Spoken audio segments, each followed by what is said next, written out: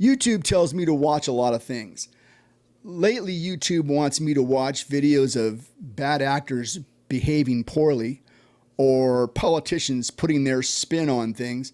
Oh wait, I already said bad actors behaving poorly.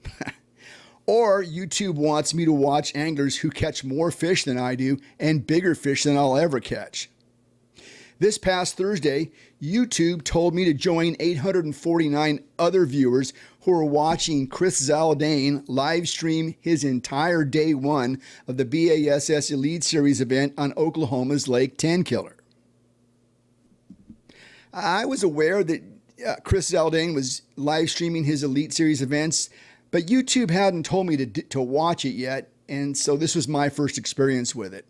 So I did what I usually do when there's a pro event taking place. I put Bass Live on screen number 1, and I put Zaldain's live stream with 849 other viewers up on screen number 2.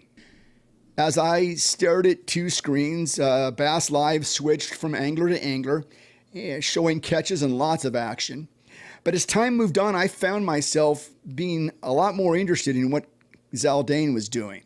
Zaldain was not catching fish after fish like the Bass Live anglers. He was methodically moving down a bank, switching from rod to rod, matching casts to cover with presentations that he thought would work out. Chunking and winding, occasionally using his live scope to look off the bank to see if there was anything out there. Hundreds of micro decisions, boat positionings, and applications of his intuition. Stuff that you would never notice just watching Bass Live or really any other tournament feed, to be fair. When Chris would catch a fish, he would weigh it on a bubble scale and say the total weight of the fish and his total overall weight out loud so that viewers could hear it, and back in the Zaldain studios, they could capture that weight and put it up on the screen for us. Thank you, Chris, by the way, as I love to know the score of sporting events that I elect to watch. It's a sporting event. We want to know the score. Someone then back at the Zaldain studios would keep us updated on the screen.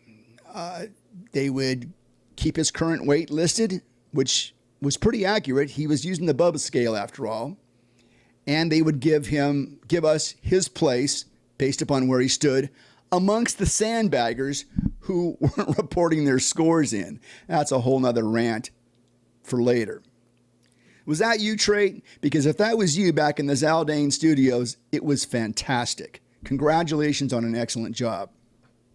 I couldn't spend 8 hours in the boat with Zaldain on day one, but I checked back several times, and every time I looked, there was never less than 500 viewers watching when I checked in. My favorite YouTube channel is Greg Blanchard, the kayak angler from Northern California. His tournament videos are always excellent, and they always keep me riveted. Coffee just somehow tastes better whenever I'm watching Greg Blanchard fishing in a tournament. Watching Zaldain's live stream was very similar, with the exception that Blanchard obviously edits things out that he doesn't want you to see, whereas Zaldain's was live streamed. When you live stream your fishing day, you put yourself out there for everything: backlashes, breakoffs, wind knots, and other invasions of your privacy. All in all, it was excellent. And Friday morning, I was right back there on the Zaldangerous channel watching his day on the water. I didn't even tune in to Bass Live on day 2. I've never rooted harder for a guy to make the top 50 in an event. Selfishly, I wanted him to make the top 50 because I wanted to watch him again on Saturday. I can't get over the difference of watching one angler struggle with the minute-to-minute micro decisions that have to be made in a tournament day, as opposed to just watching the overall coverage of an event. It was really an eye-opener for me. Saturday, I was right back there watching again, even when a thunderstorm forced Chris to take shelter under covered mooring. Does it always rain like that in the Midwest? If it rained like that in California even one day, I think we'd be out there building arks in our garages. Geez, Keith, you sure spent a lot of time kissing Zaldain's bass in this episode. What's your point? Thank you, Self. Thanks for asking that question, because I do have a point here. In 2005, thereabouts, there was a major push by professional anglers to gain control of their brands.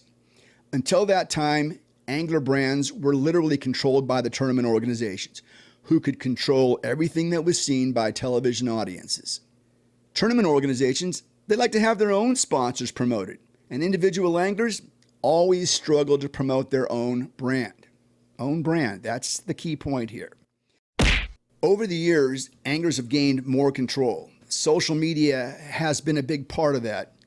If you're a pro and you don't have an active YouTube channel, I don't care how good you are missing out on revenue that you could be earning and exposure that you could be gaining and other exposure that could help you build your brand. You're missing out. However, when it comes down to tournament time, the organization still has the final say about controlling the narrative of the event because the tournament organization still controls the live stream of the event. It's just the way it is. It's the way it's always been, and sadly, it's still that way. Watching Zaldain's live stream, it occurred to me that Chris and Trade have done what anglers have been trying to do for 20 years. They have created a completely autonomous branding for themselves and the companies that choose to support them. I can't tell you all of BASS's sponsors. I tend to be more of a casual observer when I watch. I just don't pay that much attention. But I can tell you that Gilchrist Automotive, Bass Mafia, Deep Dive, and Bass Pro Shops are amongst the companies I saw scrolled across Zaldain's broadcast for 3 days. I love the science of marketing. I don't know what BAS's numbers were for this tournament, but when I watched Zaldain, the numbers fluctuated between 550 and 850 all throughout the 3 days that I watched. These were viewers that were actively watching, actively participating. This brings me to an age-old question about audience impressions. What is better?